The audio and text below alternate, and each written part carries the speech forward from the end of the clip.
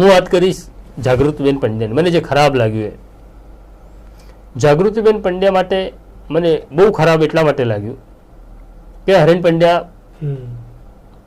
મારો બહુ સારો મિત્ર. મારું પત્રકારત્વમાં આવું અને હરેન પંડ્યાનું કોર્પોરેશનમાં કોર્પોરેટર તરીકેની એન્ટ્રી થવી, અમારી એવી મિત્રતા. પછી હરેન ધારાસભ્ય તરીકે 93માં ચૂંટાય છે, 98માં એ મિનિસ્ટર બને છે.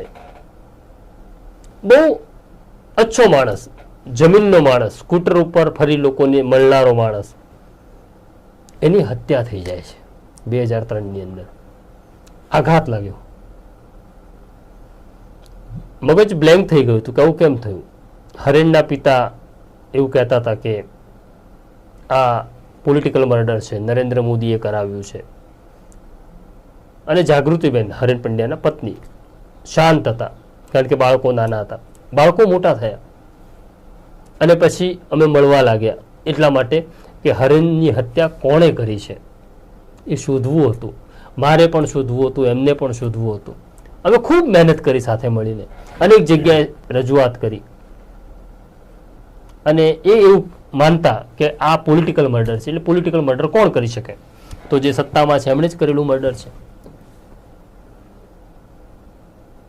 અને અચાનક એક દિવસ મને ખબર પડે છે, અને જાણ નથી કરતા, મને ખબર પડે છે કે જાગૃતિબેન ભાજપમાં જોડાઈ જાય છે. ત્યારે મેં એક ખુલ્લો પત્ર લખ્યો હતો. ત્યારે હું મેરા ન્યૂઝમાં કામ કરતો હતો કે આપણે ઉપર જઈશું ને ત્યારે આપણને હરેન સવાલ પૂછશે કે તમે મને ન્યાય મળે એના માટે શું કર્યું. આપણે કોઈની સામે લડીએ, હારી જઈએ અને ન જીતી શકીએ, બરાબર છે. પણ જેની ઉપર આપણને શંકા છે તેની સાથે એક ભાણામાં જમીએ, તેની સાથે બેસીએ, આના કરતા શરમજનક અને શું હોઈ શકે? મને બહુ ખરાબ લાગ્યું. આ કેવી લાચારી, કેવું સમાધાન? તમે નરેન્દ્ર મોદી કે અમિત શાહને ન હરાવી શકો તો કઈ વાંધો નહીં, બહુ કદાવર નેતા છે, પણ તમે લડવાનું છોડી દો. અને લડવાનું પણ છોડી દો, વાંધો નહીં. એક દરેક જણ નથી લડી શકતો. એક તબક્કો જિંદગીનો એવો આવે છે, નથી લડવું મારે, કઈ વાંધો નહીં, હું નહીં લડું, પણ હું એમની સાથે જઈને બેસી જઈશ.